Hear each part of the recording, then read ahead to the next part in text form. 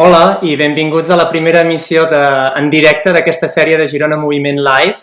Com ja sabeu, el Festival Girona Moviment, un festival internacional benèfic de dansa on la recaptació va destinada a la Fundació Oncolliga Girona, s'ha caracteritzat des dels seus inicis per la seva voluntat d'apropar els ballarins catalans de referència internacional a la ciutadania i als amants de la dansa.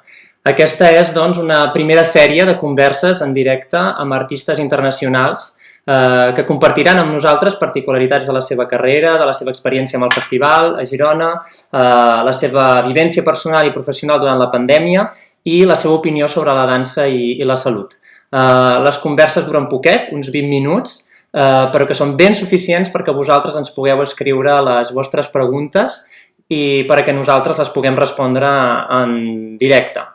La primera convidada d'honor és la ballarina Yvonne Slingerland, que està ballant en una de les companyies de ballet de més renom al dia d'avui, el Ballet Nacional Holandès o el Dutch National Ballet. Vam tenir el plaer de conèixer-la a Girona en l'edició del 2019 del festival, on precisament va ballar una peça del Fabio D'Orisio amb el Roger Quadrado, del qual en parlarem també després. Hola Yvonne, gràcies per acceptar la nostra invitació, és un honor tenir-te amb nosaltres avui. Hola, gràcies a tu. Moltes gràcies. Doncs, Yvonne, si no m'equivoco, ets nascuda a Sitges i vas estudiar al Conservatori Professional de Dansa de Barcelona, de l'Institut del Teatre, i després al Conservatori Real de l'Haia. Com va ser aquesta època d'estudiant? Recordo aquesta època molt alegre. Era una noia molt treballadora i amb moltes ganes, i al començar a l'Institut del Teatre estava molt contenta perquè per fi estava en lloc on hi havia molts artistes i ens enteníem tots i tenia moltes ganes. I després de passar 3 anys vaig voler audicionar fora per seguir treballant, tenia molta ambició i em van acceptar al Conservatori Real de l'Haia. I va ser molt interessant, vaig aprendre molt, però també molt dur. El primer cop fora de casa, 16 anys, no entenia molt bé l'anglès, no tenia la família, l'escola al final no era el que jo m'esperava, però molt interessant, crec que de tot s'aprèn. I durant aquesta època d'estudiant vas guanyar algun premi important. Ens podries dir una mica més d'aquest premi? Sí, va ser abans d'entrar a l'Institut del Teatre, va ser el que va fer que els meus pares veiessin que potser tenia un futur en el ballet. Tenia crec que 11 o 12 anys i tenia moltes ganes de... De fet, tenia tantes ganes de ballar, no passa res. Sí, tenia tantes ganes de ballar que em vaig fer la coreografia jo mateixa i em vaig presentar al concurs internacional de Ribarroja i vaig guanyar el segon premi. Sí. I allà vaig veure que volia ballar i els meus pares em van ajudar molt. Sempre m'han ajudat, però allà van veure encara més tot. Llavors et vas sentir sempre amb suport per part de la família per ballar. No sempre és el cas en el món del ballet. He tingut molta sort. Els meus pares, tota la família, però els meus pares, sense ells no estaria aquí. I a Catalunya has ballat mai en algun grup o en alguna companyia de dansa? Sí, vaig ballar en la companyia de l'Àngel Corella just al tornar de la Haia. Vaig fer classes per Catalunya, al CDC, i hi havia una audició pel Llac dels Cignes i vaig començar amb ell i li vaig encantar i em va agafar com a aprendiz. Però, les coses a Catalunya no funcionen molt bé, però em va encantar poder ballar a casa davant de la família i els amics. Clar. Ho trobes a faltar ballar a casa, ara que estàs a fora? Sí, és molt especial tenir la família, els amics del públic. Em dona moltes forces. Aquí ara m'he acostumat a ballar per mi i pel meu grup i no per qui està mirant. És diferent. I llavors vas anar al Conservatori de l'Haia i després quin va ser el teu primer contracte professional? Àngel Corella. Llavors l'Àngel Corella va ser després del Conservatori de... Sí, va ser al tornar, que l'any que vaig fer a l'Haia no estava molt contenta, vaig tenir dubtes fins i tot de si volia seguir o no, perquè va ser molt dur, i just vaig fer l'audició, em va agafar i em va donar totes les forces per seguir. Molt bé. Tenia l'Àngel família dient que tens futur, això Clar. va ser molt inesperat. Però va ser dur marxar a l'AIA, però vas tornar a marxar, de fet, no? Vas anar a ballar a una altra companyia després del Corella. Sí, després del Corella, quan va tancar vaig ballar una mica per Mallorca, una mica a una companyia jove de Londres i després em va contactar una amiga, l'Ada, que estava ballant a Sibiu, al Teatre de Ballet Sibiu, i em va enviar un vídeo i em van donar... L'Ada González, que també ha participat al festival. Sí. Sí. I d'allà vaig anar allà a Romania i vaig començar al Ballet Theatre, el Teatre de Ballet, i d'allà vaig passar a l'Òpera Nacional de Bucarest com a solista. Molt bé. I va ser en aquell moment també que vas guanyar, perquè em sembla que vas guanyar també un premi a la categoria de passadors, no? Sí. Va ser l'últim any que vaig estar a Sibiu. El mateix, tenia ganes de ballar i el passador sempre m'ha agradat. Crec que, és una de les meves parts preferides de ballar és estar amb un partener i presentar amb la meva parella que ballava en aquell moment i vam guanyar, però crec que va ser més per les ganes que teníem de ballar que res. No sé, a vegades es transmeten, no?, aquestes coses a l'escenari. Sí, i tant. I tant. I després d'aquesta experiència va ser quan vas entrar al Head National Ballet, que de fet, si tinc entès bé, era la teva companyia dels somnis, no? Sí, va ser un dels els meus primers DVDs de petita era Sleeping Beauty del Head National. Llavors, era com la idea que tenia al cap del que era el ballet. I sempre mirava vídeos per YouTube, seguia ballarins, però mai m'hagués imaginat estar aquí. Però sí, va ser molt interessant el pas. De fet, estem ja a Bucarest i vam tenir una pel·lícula de ballet i van venir gent d'Amèrica i una noia està aquí, al Head National, i em va parlar del Head National, em va dir que hauria d'audicionar, que ella pensava que jo tenia l'estil i després d'un mes o així em va contactar i em va dir estan buscant noies, envia el teu vídeo ja. I ho vaig enviar per enviar i al final, després d'una setmana, ha passat tot molt ràpid. Era el destí. Sí, potser. No sé. I què és el que t'agrada més ara del Head National Ballet? Perquè m'imagino, has treballat a Catalunya, a Romania, ara doncs a Holanda, la cultura és molt diferent. Influeix la forma de treballar, la dinàmica de treball? De quina manera? Per exemple, a Romania, en un mes potser teníem 6 espectacles de 6 ballets diferents. Passava una setmana, teníem el llac dels cignes, després la setmana que ve potser un altre, després la Via Dorment, anàvem canviant, era tot més sobre els espectacles que no tant com tu com a ballarí. I és més, tenim el llac dels cignes un altre cop, llavors estem un mes sencer preparant aquest ballet i donen moltes oportunitats a molts ballarins perquè hi ha molts espectacles. I cada espectacle tens correccions i tot va millorant i va a més i a més. I a Romania era més dinàmic, més ara fem això i l'altre, i crec que m'agrada més sentir-me més segura a l'escenari aquí. La preparació potser és una mica més elaborada en aquest sentit. Sí, i al final, després de l'últim espectacle, que potser són 10 espectacles, et sents que ja has pogut fer tot el que podies fer. Clar. Sí. I quin repertori feu, més o menys, al Head National Ballet? Fem molt de clàssic, però el que m'agrada és que també hi ha molt de neoclàssic i de creacions noves. Crec que és important, almenys per mi, fer una mica de les dues coses i, per exemple, inclús ara han fet un live stream de Hans van Manen, al principi d'aquest any hi havia Forsyth i, a mi m'agrada molt més el neoclàssic i llavors això em motiva més. Però després fer un altre cop, el llac dels cignes aquí ben fet també és un treball que et motiva molt. Clar, llavors diguéssim que és una companyia de base clàssica molt forta, però amb un treball de repertori neoclàssic, sobretot, no? Però també d'alguns coreògrafs una mica més, fins i tot contemporanis. Per tant, de fet, t'obliga a ser molt versàtil, no?, en aquest sentit. Com ho portes, això? Perquè la teva formació és clàssica. És clàssica, però a l'escola, a l'institut, vam fer molt de contemporani, improvisació. A La Haia els professors eren del NDT, cosa que em va encantar des de petita, i llavors crec que, no sé, a mi m'agrada molt, llavors no em sembla tan difícil. De fet, em sembla més fàcil a vegades fer el neoclàssic, perquè és lliure, pot ser més el teu estil.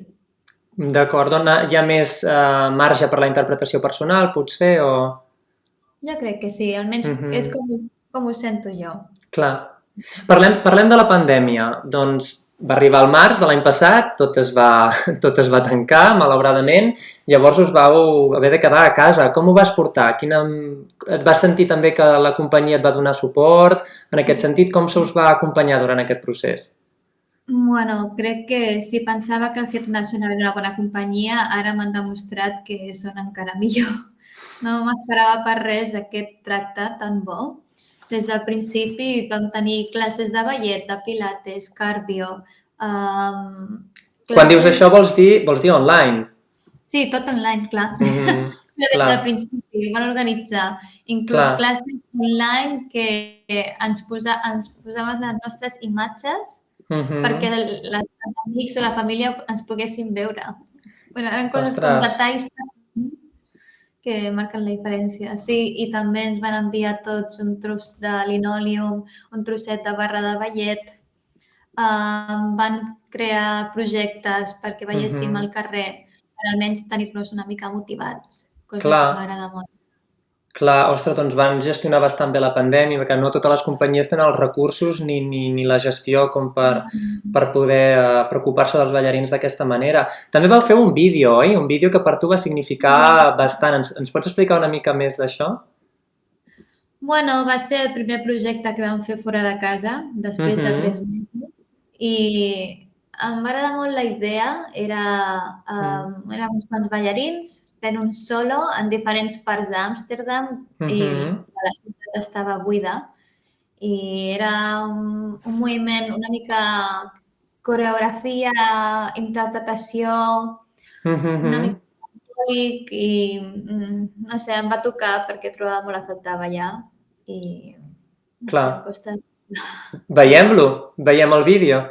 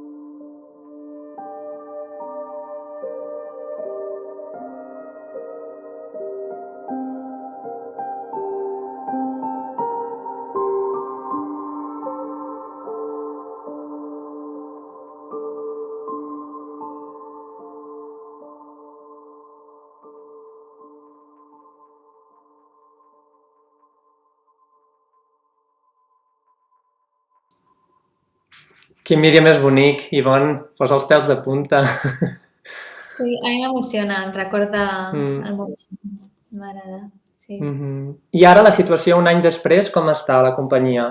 En quin moment esteu? Esteu fent espectacles en directe, en presencial, o encara seguiu fent streaming? Quina és la solució que ha trobat la companyia?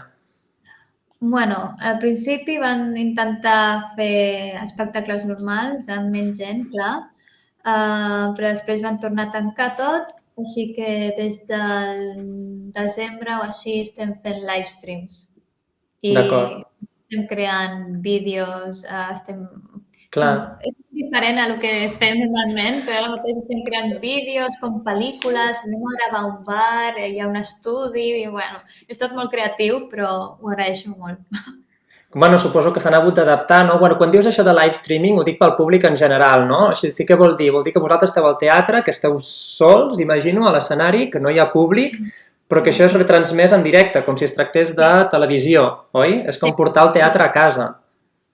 Sí, no està mal, però no és el mateix ballar per una càmera que per un públic, però un altre cop ho agraeixo molt. Estan intentant per mantenir-los motivats i per portar l'art a la gent. Clar. I això és tot el que es pot fer. Clar, no, i tant, millor això que parar-ho tot, en aquest moment és difícil continuar. Sí, podem seguir treballant al teatre, tot i que no hi hagin espectacles, estem cada dia al teatre ballant. Clar, de fet, per un ballarí suposo que el fet de continuar assajant és molt important, no? Encara que no hi hagin els espectacles, però de quedar-se actiu, no? Sí, és important, sí. El 2019 vas participar al Festival Girona Moviment. Vam tenir la sort de veure't a l'escenari amb aquesta peça de Fabio Adoricio amb el Roger Cuadrado, que de fet vindrà d'aquí unes setmanes també a parlar amb nosaltres. Veiem una mica un vídeo del que vam poder veure a Girona.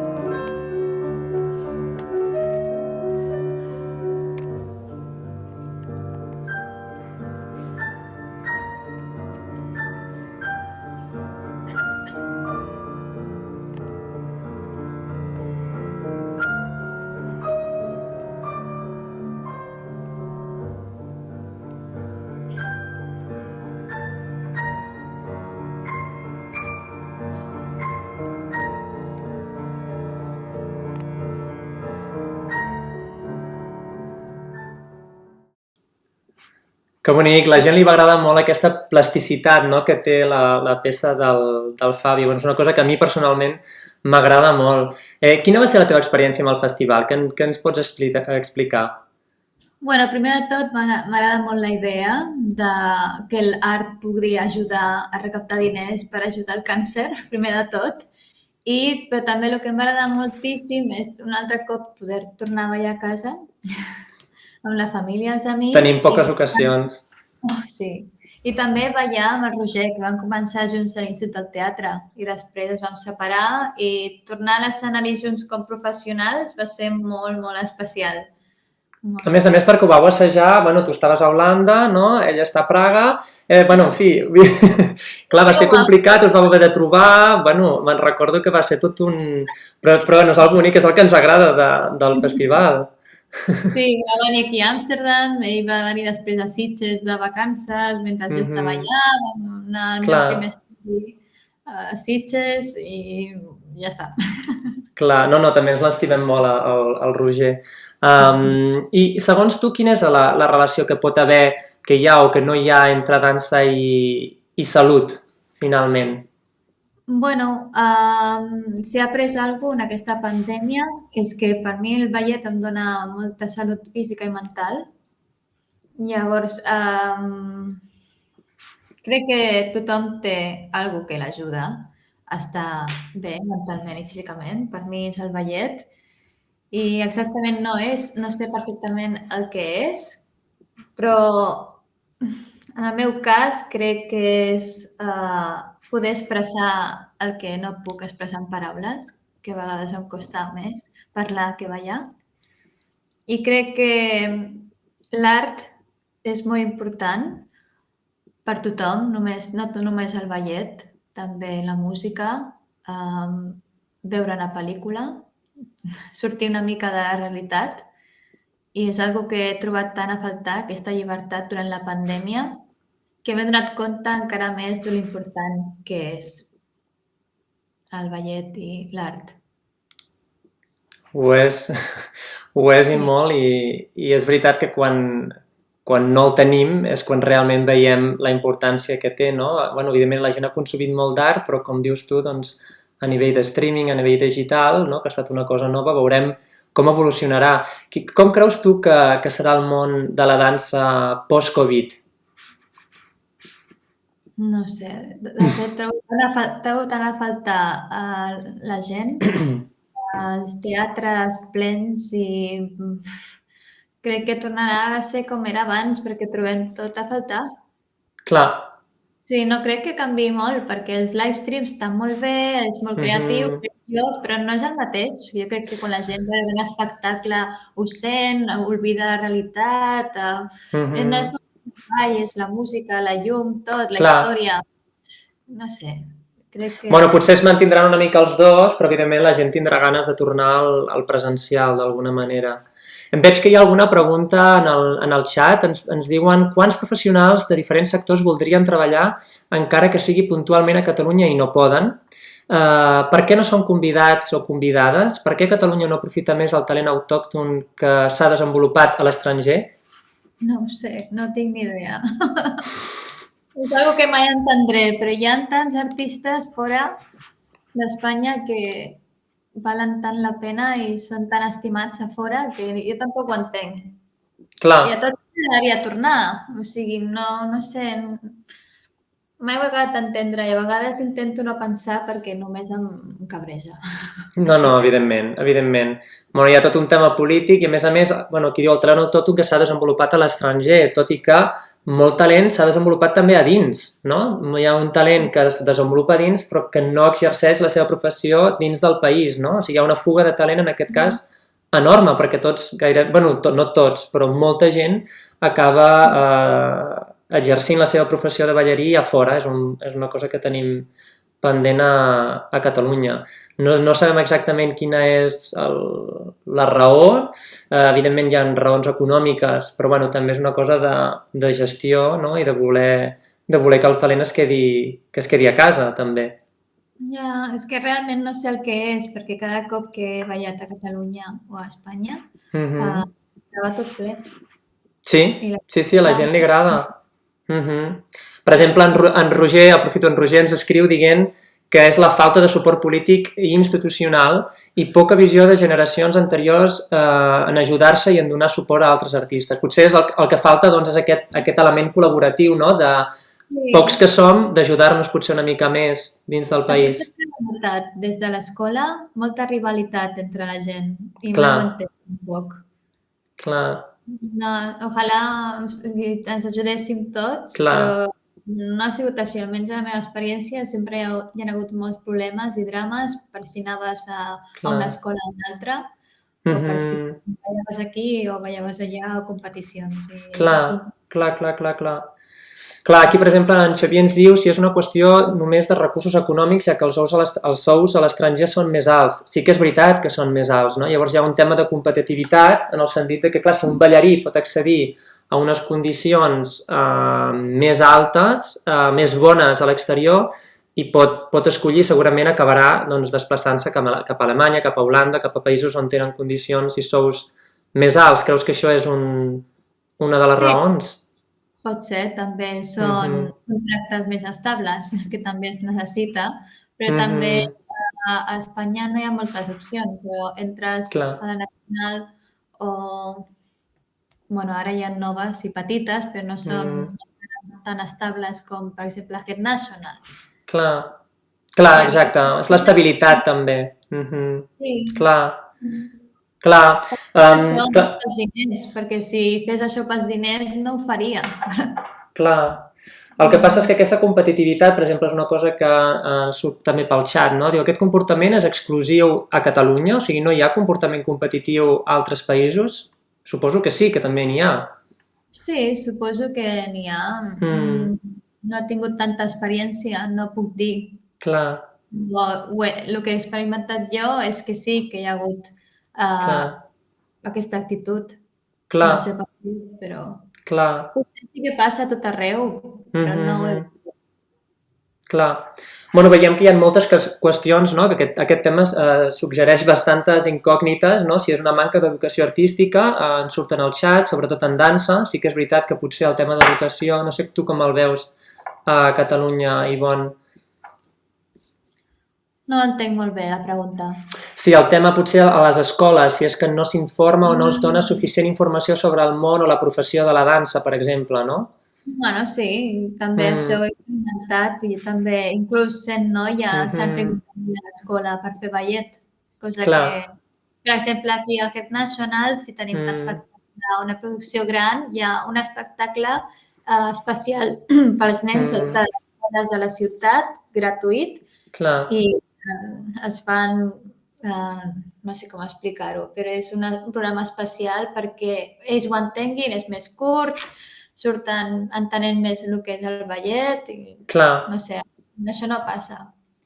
Potser una relació més directa entre cultura i educació, no? Entre les institucions culturals, les entitats, indústries creatives i les escoles de primària, de secundària, potser per tenir un intercanvi més fluid, no? Aquí també la Montserrat ens diu a Catalunya manca una companyia de dansa clàssica, es posa el focus en altres interessos dansístics. Creus que és veritat que Catalunya es focalitza més potser en el contemporani, amb altres disciplines artístiques i no tant en el clàssic? No ho sé, perquè hi ha algunes companyies petites contemporànies però tampoc són molt grans. Clar. Que ajuda en contemporani i clàssic, que al final les dues són molt maques, o sigui, no és una o l'altra. No, està clar. Que ninguna tingui prioritat, sincerament. De fet, la dansa és tot, no? Va des del hip-hop fins al clàssic, fins al contemporani, fins tot. El que és veritat que la companyia clàssica, ja només amb puntes i tutús, és molt car. O sigui, una producció de ballet clàssic comporta, de ballet de repertori, no? Comporta uns recursos directament molt més elevats que una nova creació de contemporani en el qual tens una mica més d'adaptabilitat, no? Clar. Amb les puntes, sobretot. Clar.